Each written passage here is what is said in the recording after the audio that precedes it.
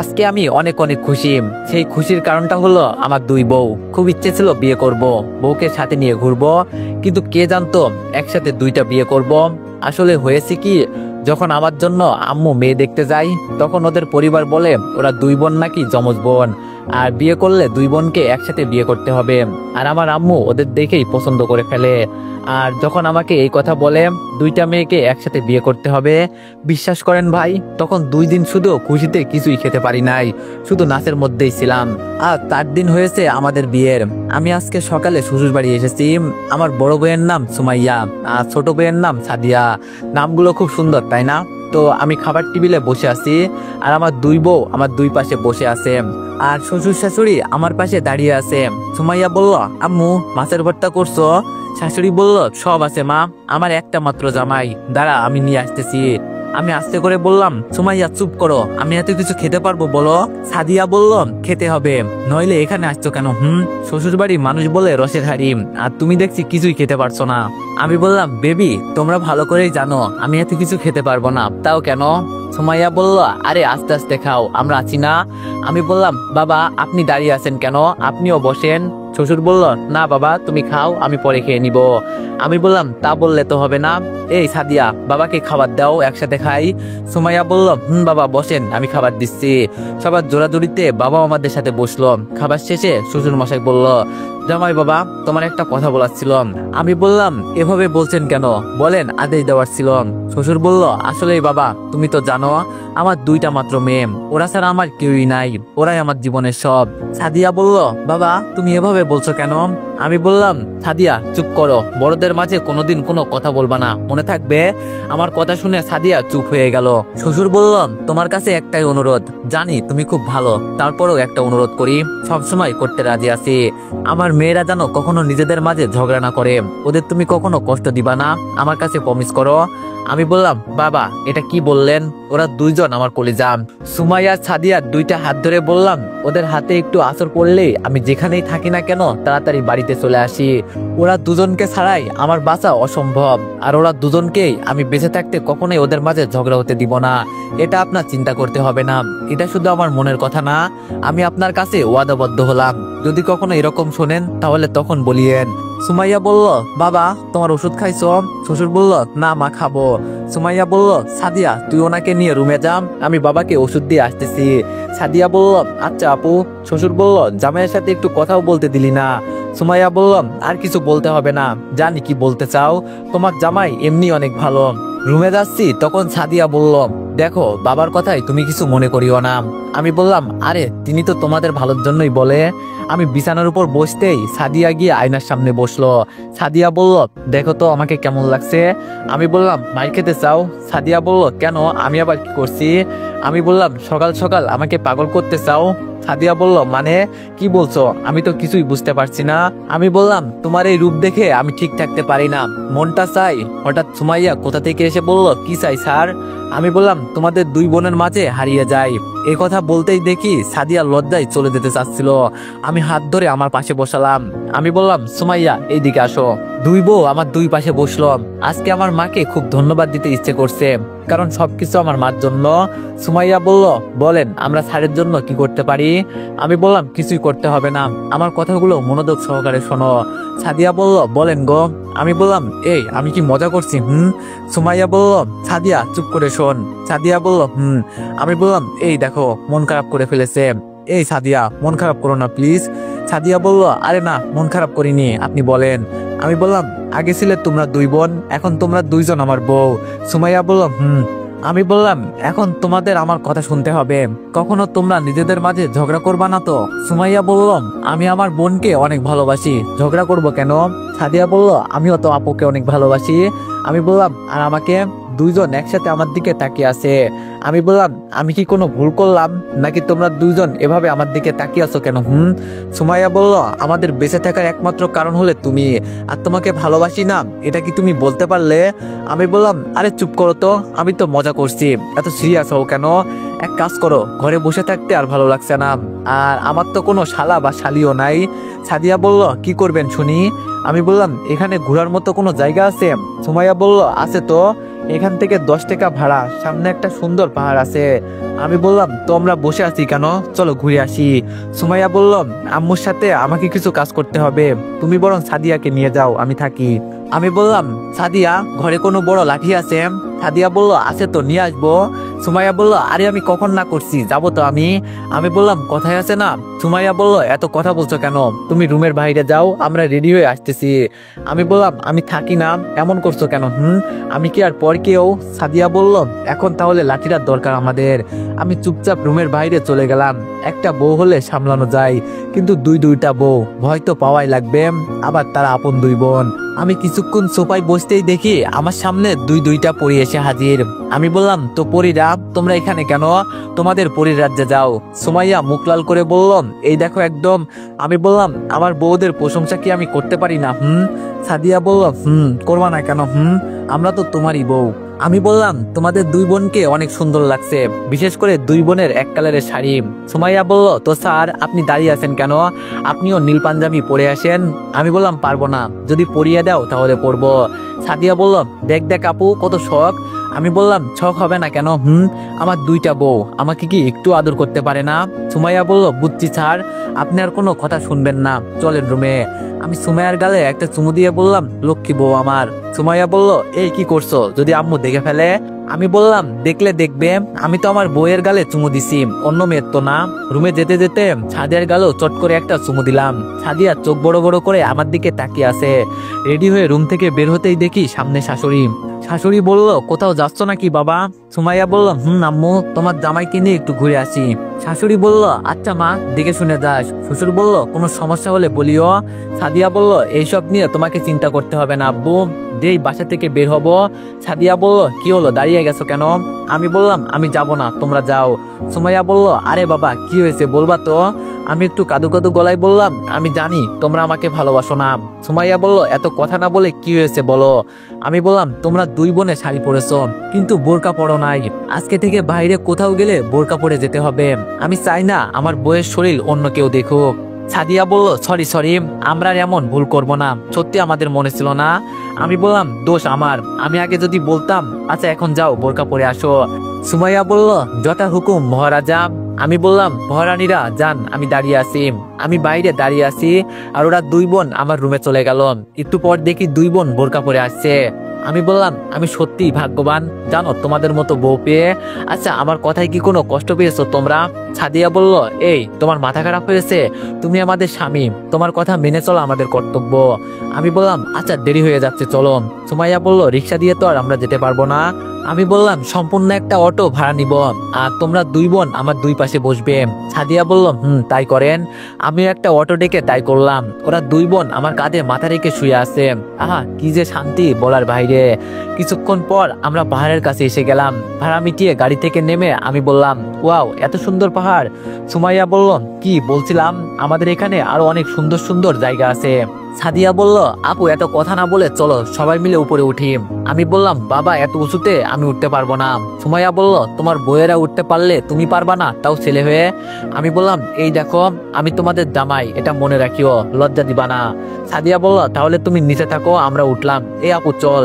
আমি বললাম আজকে বাসায় চলো, পরে মজা দেখাবো। কোন রকম কষ্ট করে উপরে উঠলাম। আহা আমার কোমরটা ভেঙে গেল। সুমাইয়া বলল কষ্ট হচ্ছে বাবু। আমি বললাম চুপ, কোনো কথা বলবা না, আমাকে মারতে আনছো এখানে তাই না? সাদিয়া বলল অনেক মজা হবে দেখিও, তুমি এখন চলো সামনে যাই। ওদের কথা শুনে সত্যি সে এনজয় করলাম। ঘুরে ঘুরে একেবারে পাহাড়ের শেষে গিয়ে বললাম দেখি তো আমরা কতটুকু উঁচুতে আছি। আমার কথা শুনে ওরা দুই বোন আগে গেল। সাদিয়া বলল আমরাও দেখি তো কত উঁচুতে উঠেছি। ওরা দুই বোন আগে আগে যেতে লাগলো। আমি বললাম এই আসতে যাও, পড়ে যাবা তো।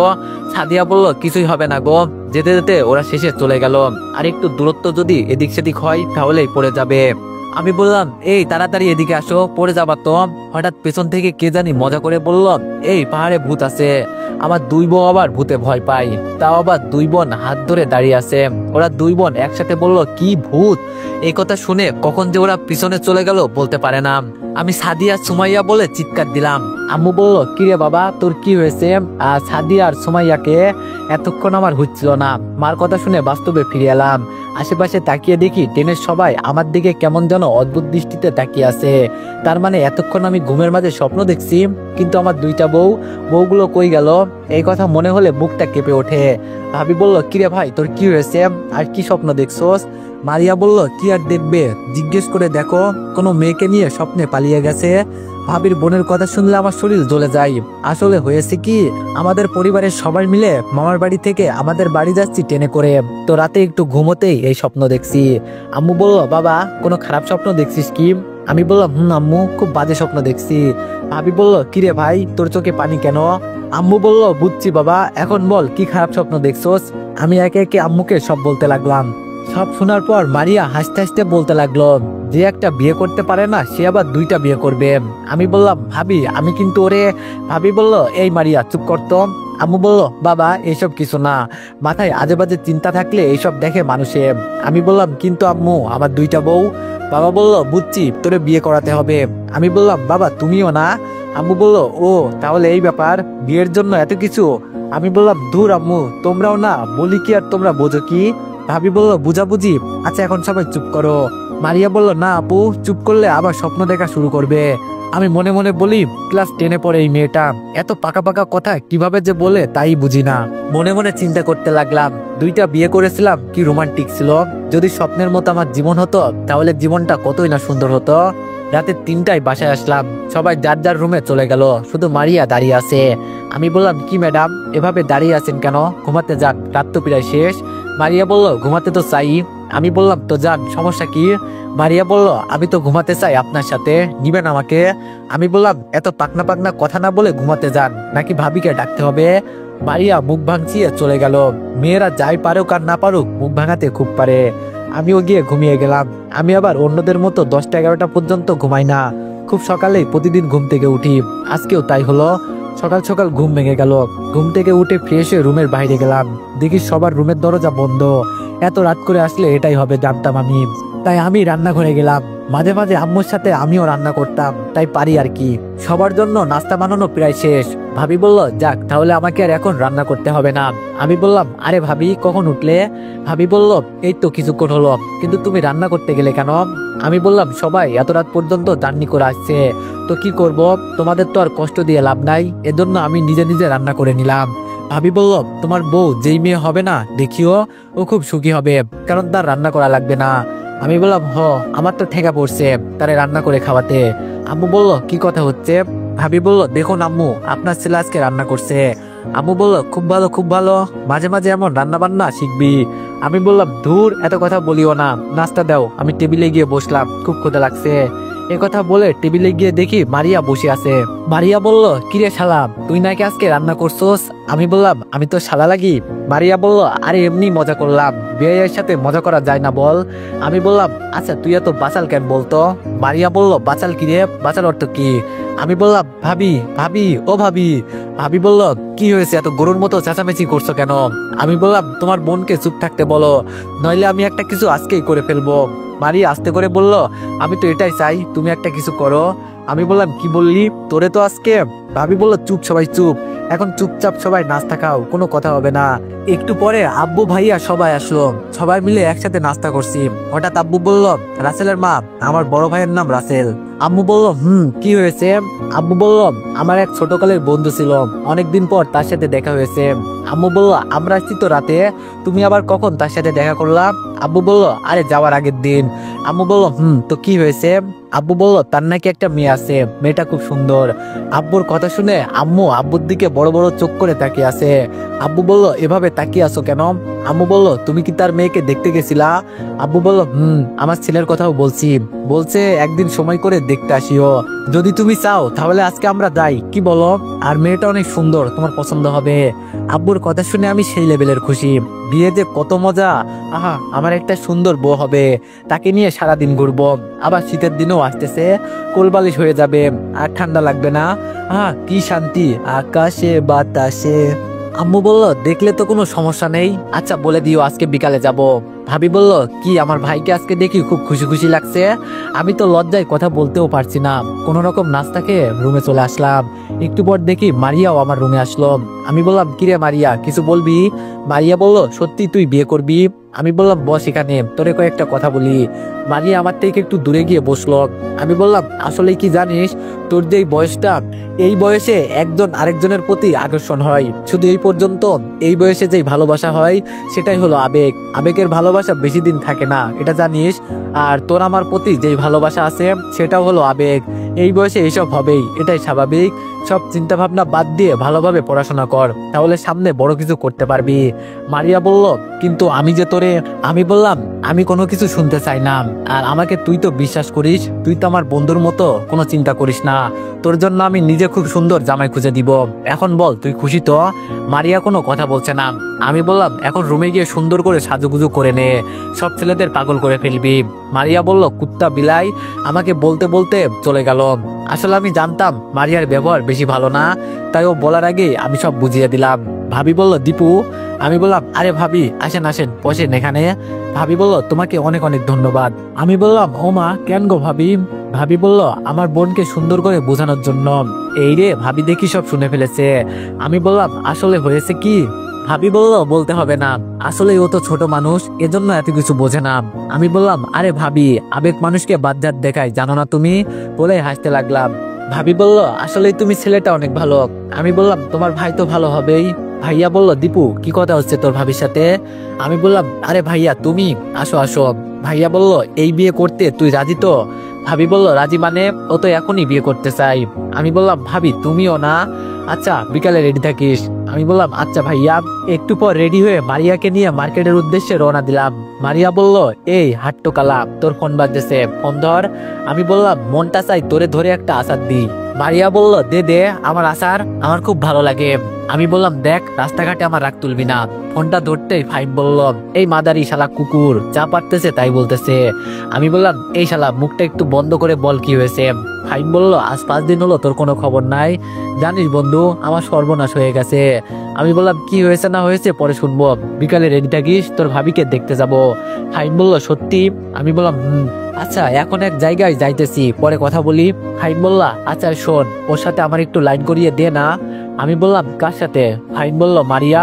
আমি বললাম, ধুর শালা, এত আগে মরতে চাস, ফোন রাখ। মারিয়া বলল, এই তোর বন্ধু? আমি বললাম, কেন, কি হয়েছে? মারিয়া বলল, এই তোর ইংলিশম্যান বন্ধু এত ইংরেজিতে কিভাবে বলে, আর আমার কথা কি বললো?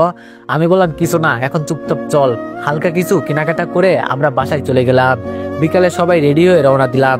বাবা, এখানে একটু মাইক্রোটা রাখো তো। আব্বু বলল, কেন?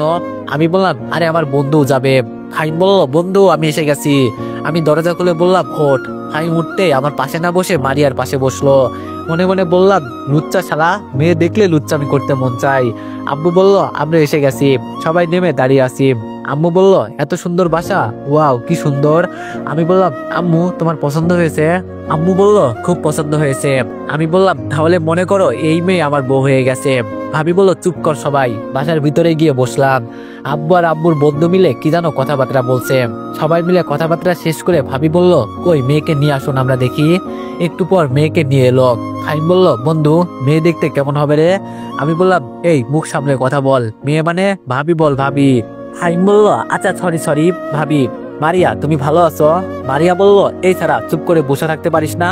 এমন জায়গায় দিব, জীবনেও বাপ হতে পারবি না। ফাইম বেটার মার খাওয়ার খুব শখ।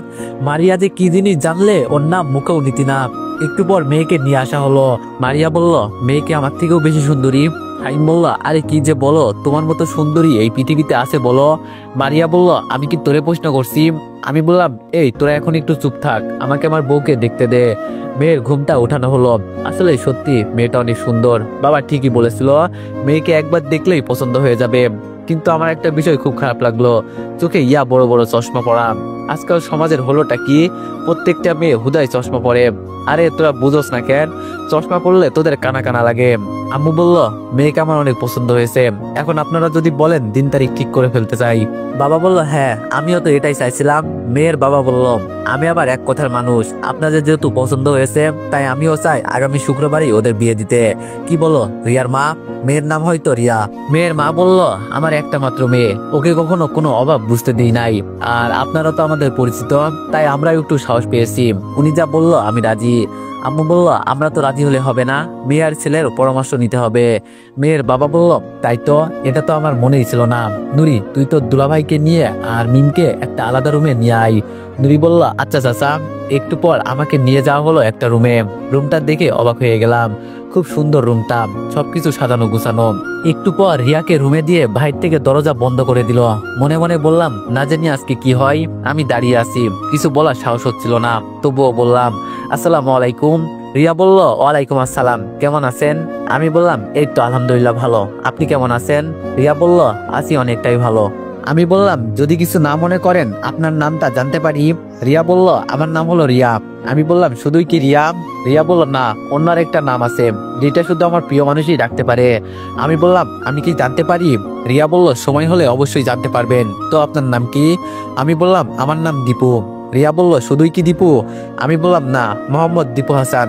তবে দীপু নামটা আমার বেস্ট ফ্রেন্ডের দেওয়া, কিন্তু নামটা আছে বেস্ট ফ্রেন্ডটা জীবন থেকে হারিয়ে গেছে। রিয়া বলল, ও। আমি বললাম, আমি সরাসরি কথা বলতে পছন্দ করি, এজন্য অনেকেই আমাকে পছন্দ করে না। রিয়া বলল, সমস্যা নাই, বলেন কি বলতে চান। আমি বললাম, আমি অনেক সিনেমা, বাস্তব আর নিজের চোখেও দেখছি, পাত্র পাত্রীর বিয়ে হয় ঠিকই, কিন্তু শেষে দেখা যায় পাত্রী দিন শেষে আর প্রেমিকার সাথে পালিয়ে যায়। এই বিয়ের কোনো অর্থ হয় বলেন? দিন শেষে দেখা যায় কি, মেয়ে আর আসবে না, ছেলেকে পরে আরেকটা বিয়ে করতে হয়। আচ্ছা, মেয়েরা এমন কেন বলতে পারবেন? যখন তার জন্য বিয়ে ঠিক করা হয় তখনও সে তার বাবা মাকে তার প্রেমিকার কথা বলতে পারে, নয়তো বিয়ের আগে পালিয়ে যেতে পারে।